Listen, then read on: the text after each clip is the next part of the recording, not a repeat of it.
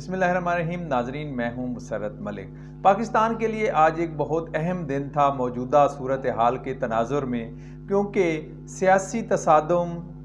معاشی بدحالی اور بیانیے کی جنگ اور ملک پر چھائے ڈیفالٹ کے گہرے بادلوں کے سائے میں جنرل قمر جاوید باجوہ نے بطور چیف اپنی رخصتی کا اعلان کر دیا ہے۔ اور ان کا جو خطاب تھا آج کا، اس کے سب سے جو اہم پوائنٹ جو میں نے نکالے ہیں وہ میں آپ کو سنواتا ہوں، آپ بھی سنیں اور میں بھی سنتا ہوں، اور اس کے بعد ہم اس پہ بات کریں گے۔ فوج کا بنیادی کام ملک کی جغرافیائی سرحدوں کی حفاظت ہے۔ میں یہاں پر کچھ حقائق درست کرنا چاہتا ہوں۔ سب سے پہلے، سابقہ مشرقی پاکستان ایک فوجی نہیں، ایک سیاسی ناکامی۔ 70 سال سے فوج کی مختلف صورتوں میں سیاست میں مداخلت ہے، جو کہ غیر آئینی ہے۔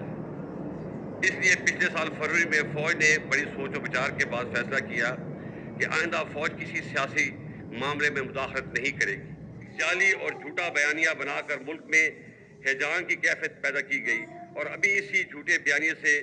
راہ فرار اختیار کی جا رہی ہے۔ 2018 کے الیکشنوں میں بعض پارٹیوں نے RTS کے بیٹھنے کو بہانہ بنا کر جیتی ہوئی پارٹی کو سلیکٹڈ کا لقب دیا، اور 2022 میں اعتماد کا ووٹ کھونے کے بعد ایک پارٹی نے دوسری پارٹی کو امپورٹڈ کا لقب دیا۔ میں آپ کو یقین دلاتا ہوں کہ ہم اس پر سختی سے کاربند ہیں اور آئندہ بھی رہیں گے۔ تاہم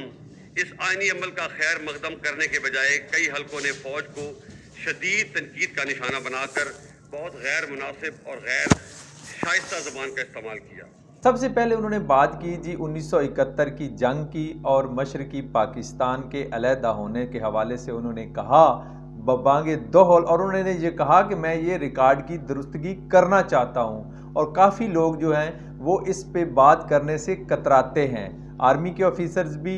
اور سیاسی قائدین بھی، کہ وہ 1971 میں مشرقی پاکستان کا علیحدہ ہونا وہ کوئی فوجی ناکامی نہیں تھی، وہ سیاسی ناکامی تھی۔ تو اس پر جو پیپلز پارٹی ہے اس کے اب اعتراضات آ رہے ہیں اور تحفظات ان کی جانب سے یہ بالکل ٹی وی ٹاک شوز میں اور پس پردہ یہ اٹھائے جا رہے ہیں کہ ایک ذوالفقار علی بھٹو کو اتنے عرصے بعد army chief general Qamar Javed Bajwa نے ان کی سیاسی بصیرت کو پر سوال اٹھا دیا ہے، اور مشرقی پاکستان کے علیحدہ ہونے کی ذمہ داری جو ہے وہ ایک بار پھر ذوالفقار علی بھٹو کے کاندھوں پر ڈال کر آرمی چیف اب چلتے بنے ہیں۔ ایک تو یہ تھا، اس کا سوال اب انہیں دینا پڑے گا ہر جگہ پہ پیپلز پارٹی کا۔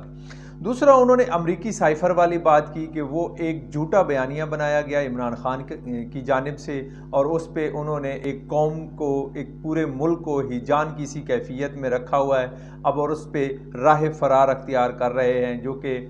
عمران خان صاحب نے پچھلے دنوں میں انٹرویو دیا ہے، اس کے حوالے سے انہوں نے یہ بات کی تھی۔ لیکن عمران خان صاحب اس آرمی چیف کے اس بیان کے، اس خطاب کے بعد بھی اپنی بات پر قائم ہے کہ جو اگر وہ ایک جھوٹا میرا بیانیہ ہے تو جو نیشنل سیکیورٹی کونسل کی 2 میٹنگیں بلائی گئیں اور امریکی سفیر کو ڈی مارچ کیا گیا، تو وہ پھر کیوں کیا گیا اگر یہ جھوٹا؟ وہ اپنی بات پر اب بھی قائم ہیں۔ پھر انہوں نے کہا 2018 کا انتخاب جس میں عمران خان صاحب جیتے تھے اور حکومت بنائی تھی، اس میں مسلم لیگ نون اور پیپلز پارٹی نے RTS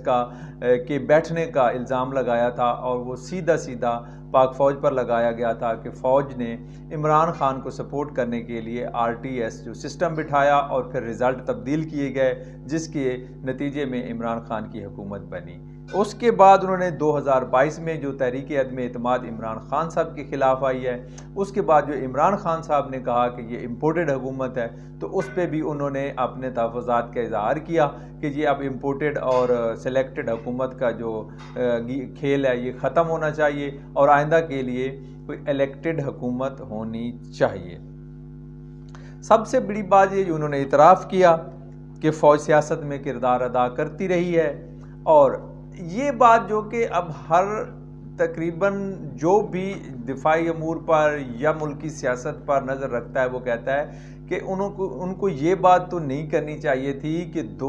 ये पिछले साल फरवरी में फ़ौज ने फ़ैसला किया कि अब वो सियासत में अपना किरदार अदा नहीं करेंगे। तो इससे पहले की जितनी भी हुकूमतें तब्दील हुई, नवाज़ शरीफ की माजूली तक, ये तो बिल्कुल क्लियर हो गया कि इसमें पाक फ़ौज का किरदार था, जो कि आज जनरल कमर जावेद बाजवा ने तस्लीम किया और उन्होंने एतराफ़ किया कि ये फ़ौज की गलती है और ये ऐसा नहीं होना चाहिए, बल्कि ये गैर आइनी और गैर कानूनी फ़ेल है।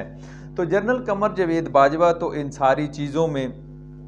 मुल्क को अदम इस्तेकाम और सियासी धींगा मुश्ती में छोड़कर अपने जाने का रखते सफ़र बांध चुके हैं। लेकिन ये सवाल जो हैं ये उनके आर्मी चीफ के ओहदे से हट जाने के बाद और शिद्दत से उनका पीछा करेंगे और ये जवाब उनके पास शायद उस वक्त देने के लिए कुछ नहीं होगा।